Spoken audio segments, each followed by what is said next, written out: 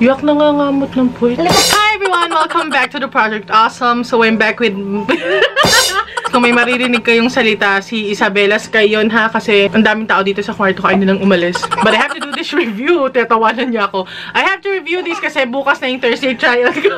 Lapit siya ng lapit. Talagang ano Teka nga dito. Dali. 1, 2, 3!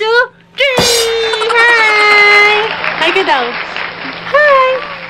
Hi! Anyway, I'm back with my second or my new Thursday try-on. So today, we're going to review or we're going to try this new lip and cheek tints actually from Vice Cosmetics. Sorry talaga sa ingay ni Isabela Sky. So this is called the Vice Water Gel Lip and Cheek Tint. So ito yung itatry natin ngayon. Merong 8 shades. So if you wanna know kung okay ba tong Vice Cosmetics Water Gel Lip and Cheek Tints, then please keep on watching. Also, if you're not yet subscribed here in my YouTube channel, mag-subscribe na kayo and please don't forget to hit that notification bell para ma-notify kayo sa mga future Thursday try-ons natin.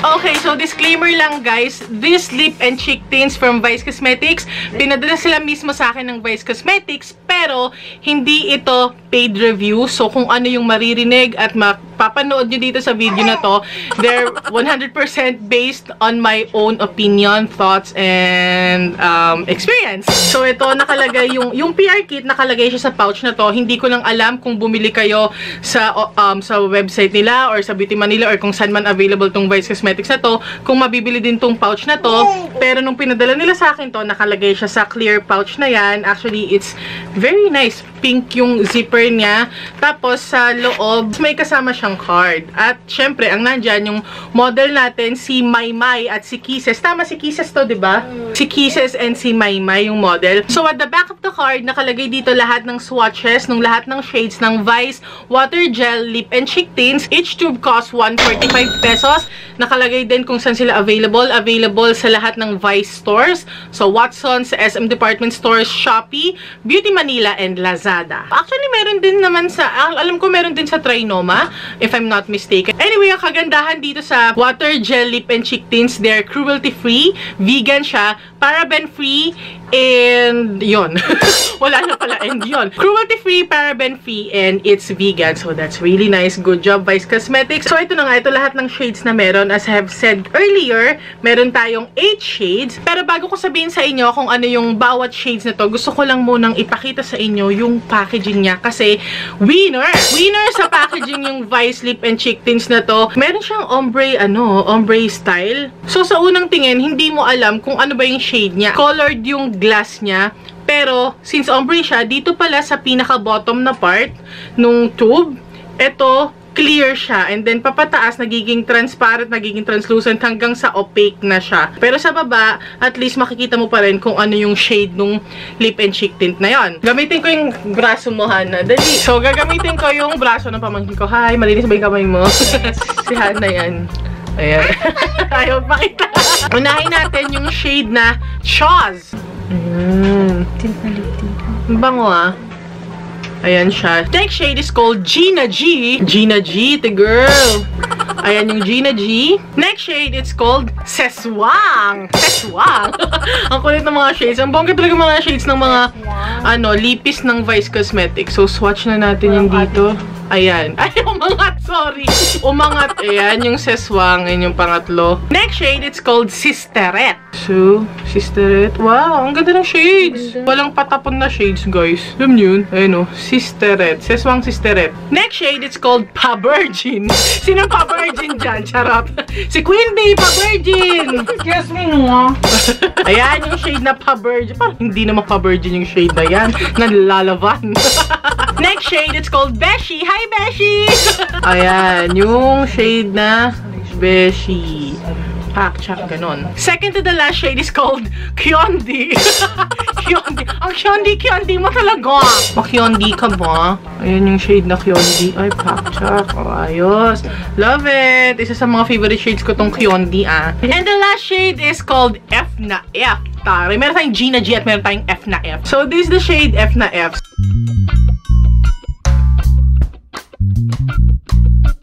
Okay guys, so dito sa card, meron din siyang description and meron ding instructions kung paano sila gamitin. Or maybe suggestions kasi Kung naman bahala, diba? Kung paano mo gusto i-apply yung lip and cheek tints mo. Pero, ayon sa Vice Cosmetics, ito yung suggestion nila kung paano i-apply itong water gel lip and cheek tints na to. So, sabi dito, show off your gandang fresh face with our water gel lip and cheek tint for a natural and effortless look. It's comfortable on the lips, easy to blend on your cheeks, and will give you just the right amount of color. With its water gel formula, it's lightweight, blendable, and buildable. You can even mix and match the 8 vibrant shades. So, ito na yung suggestion nga nila kung paano gamitin. To achieve gradient lips, apply only on the inner parts and blend out using your finger for that effortless, barely there stain on your lips. Tapos, para sa cheeks naman, to get that natural flush-faced look, or if you just want to add color on your cheeks, apply 3 dots on both sides and blend out using your finger until seamless. Tapos, yung official hashtags nila, hashtag gandang fresh, hashtag Vice Cosmetics, and hashtag ganda for all. So, ngayon, itry na natin siya and i-apply ko sila kung paano yung sinuggest mismo ng Vice Cosmetics. So, unahin muna natin sa cheeks. Ay, guys, tingnan nyo, hinugasan na ng pamangkin ko, pero nakita nyo, nandyan pa rin yung stains nila. Oh, bongga. Kiniskis mo to. Oh, kiniskis daw niya yan. Pero walang soap. Water lang. Water lang. Pero andyan. Tsaka, andun pa rin yung scent niya. Yung scent niya, guys, parang amoy candy. Matamis yung scent niya. Nandun pa rin yung scent niya. Kahit hinugasan na, pero hindi siya malagkit or what. Basta stained lang yung braso ng pamangkin ko. Ayan. Okay, so, ang gagamitin ko for my cheeks is the shade Kyondi. Ito talaga yung favorite ko. Maglagay ng 3 dots on both sides and blend out using your finger until seamless. So, this is what it looks like. Balik tayo sa packaging. Again, ombre yung ano niya, yung effect niya. Pero, yung cap niya or yung lid ng lip tint or ng lip and cheek tint, kung ano pa rin yung color nung kanilang mga liquid lipsticks and nung color nung lipsticks nila. Pagka labas niyan, ito yung applicator. Ito yung gusto kong i-share sa inyo yung applicator kasi I love it. Para siyang doe foot, pero it's flat. Ganyan yung mga applicator na gusto ko kahit sa mga liquid lipsticks or kahit sa mga lip gloss kasi maganda yung lapat niya sa lips. Ngayon, try na natin tong i-apply sa cheek. So, 3 dots daw. 1, 2, 3. 1, 2, 3. Kinakabahan talaga ako, pero sige, blend na natin. Using your finger. Then sa kabila. Guys, it's blendable. And kahit na na-blend, ay, ayan na nga sinasabi ko. Dapat i-blend mo pa rin siya agad. Kahit na blendable siya kasi ayun o, medyo may dot na ako dito. Na-stain na yung dot na yon kasi nagtagal na siya sa cheeks ko ng dot yung shape niya. Pero hindi siya naman siya masyadong halata, so okay pa rin. Medyo nakukulangan ako, to be honest. Pero at least parang nagkaroon ng konting kulay na rin yung mukha ko kahit na 3 dots pa lang yun. Of course, pwede nyo naman yung dagdagan kung anong preference nyo. Kung gusto nyong flush na flush yung cheeks nyo or talagang natural looking lang na parang namula lang yung face nyo sa pagod or whatever, sa stress. Pero ako, gusto ko magdagdag pa ako. Pero gusto ko lang ipakita sa inyo kung anong itsura niya sa 3 dots na sinasuggest ng Vice Cosmetics. And ayan yung itsura niya. And I love it because it's blendable. So, tignan natin kung talagang buildable siya. This time, hindi ko muna lalagyan yung kabila hanggat hindi ko to nabiblend para maiwasan yung mga uneven na mga stain. Kailangan baling-bali na yung ulo kong gano'n. Bago ako mag-review, actually, medyo worried ako na baka mamaya masira niya yung foundation or yung base makeup ko. Kasi, syempre, water gel yan. So, alam mo yun, baka mabura niya. Pero, hindi naman nabubura yung base makeup ko. Ang ginamit ko lang actually concealer, tapos kinalat ko lang yung remaining dun sa brush sa buong face ko. So, that's a really good indication na magandang cheek tint itong Vice Cosmetics na to. So, lagyan naman natin yung kabila. O, tig-3 dots ulit para pantay talaga. Even yung sa nose area, kasi yung sa nose area ko, yan yung usually na unang nagfe-fade yung base makeup ko, yung foundation ko, or concealer ko, or whatever. Pero hindi rin na-ruin or hindi rin nasisira itong water gel lip and cheek tint ng Vice Cosmetics. So, ang ganda. So, when it comes to applying on the cheeks, okay siya. Maganda yung kapit niya sa skin, hindi nasisira yung base makeup. Tapos, it's blendable and it's buildable. Yun nga lang, hindi sapat para sa akin yung 3 dots. Baka malaki lang yung mukha ko. Pero gusto ko lang talaga stained and flushed na flushed yung cheeks ko. And also, napansin ko lang, nag-dry na siya. I mean, nag-set na siya. Hindi siya nabubura. Hindi na siya nagta-transfer. Ayan o. Wala nang transfer. Nandyan na siya sa face ko talaga. Dahil na-try na natin siya sa cheeks, try naman natin siya sa lips. So, mag-gradient lips muna tayo. Apply on the inner parts and blend out using your finger for that effortless, barely there stain on your lips. So, ang gagamitin ko na lang muna is yung Kyondi since ito na yung hawak natin. Lagay daw muna natin dun sa inner. So, that means sa middle pout or dun sa inner pout. Yung dun, oh, yan. Galang natin yan. Yan sa taas. Sorry, nayahala ka. Pagka-gradient. May pagka-gradient ba siya? Guys, pansin niyo ba? Gradient ba yun? Actually, oo. May pagka-gradient siya. Well, para sa akin naman kasi, siguro hindi mo na rin kailangan ng fingers mo para i-blend yung lip tint sa lips mo para ma-achieve mo yung gradient lips na yun. Kasi, usually naman, kapag naglalagay tayo ng lip tint, talagang nagsasettle yung pigment agad sa gitna, sa inner part ng lips. So, ikalat mo man siya ng ganyan, hindi pa rin siya magiging even yung application. So, kahit hindi mo na siguro gamitin yung fingers mo para hindi na mag-stain, paglagay mo dyan sa middle part, ikalat mo na lang ng, ay, kumali sa tit ko. Paglagay mo sa middle part, ikalat mo ng lips mo. Oh, nakita nyo? 'Di ba? Gradient pa rin yung effect niya sa lips kahit na hindi na kayo gumamit ng fingers para i-blend siya. Kasi nga, automatic, yung pigment, dun siya agad magsesettle sa inner part ng lips nyo kapag lip tints yung ginamit nyo. Ngayon, ang gusto kong makita kung talagang buildable yung shade niya. So, ayan na yung itsura niya. Lalagyan ko na ngayon yung buong lips ko. In fairness, makulay siya and it feels very lightweight and mararamdaman mong hindi nga lang siya basta water tint. Mararamdaman mong water gel tint siya talaga kasi mas madulas siya. Hindi naman yung slimy na madulas ha. Pero compared sa mga regular water tints, mas meron siyang dulas factor. Dulas factor. So, ayan yung unang layer sa buong lips ha. Kanina kasi gradient yung ginawa natin eh. Try natin ulit, dagdagan. Titignan natin kung mas magiging vibrant yung shade niya. Kasi doon natin malalaman kung talagang buildable yung kulay niya. Okay, ayan. 2 layers na ng water gel lip and cheek tint yung nasa lips ko. And, I mean, yes, buildable nga siya. Pero hindi naman yung sobrang OA na talagang pag-apply mo ng isang layer, talagang kulay na kulay siya. Pero it still feels very light on the lips na para talagang walang nakalagay sa lips mo. Lalo na kapag mas nag-set siya. Again, this is the shade Kyondi. Ngayon, papakita ko na sa inyo ng sunod-sunod yung iba pang remaining 7 shades.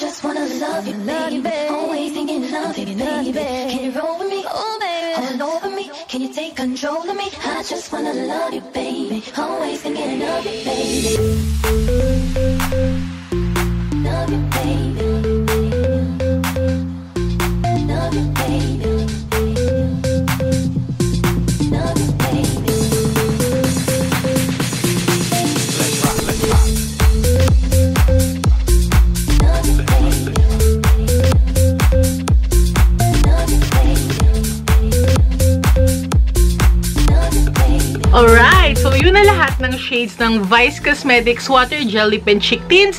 And ano yung nabetan nyo doon? Ako, so far, yung favorite ko, yung Kyondi, yung Choss, tsaka ito, yung Pa-Virgin. Kasi I really love it. Ay, gusto ko rin pala yung Seswang. And the reason why is, napansin ko sa lahat ng 8 shades na to, itong shade na Pa-Virgin and yung shade na Seswang, tama ba yung Seswang?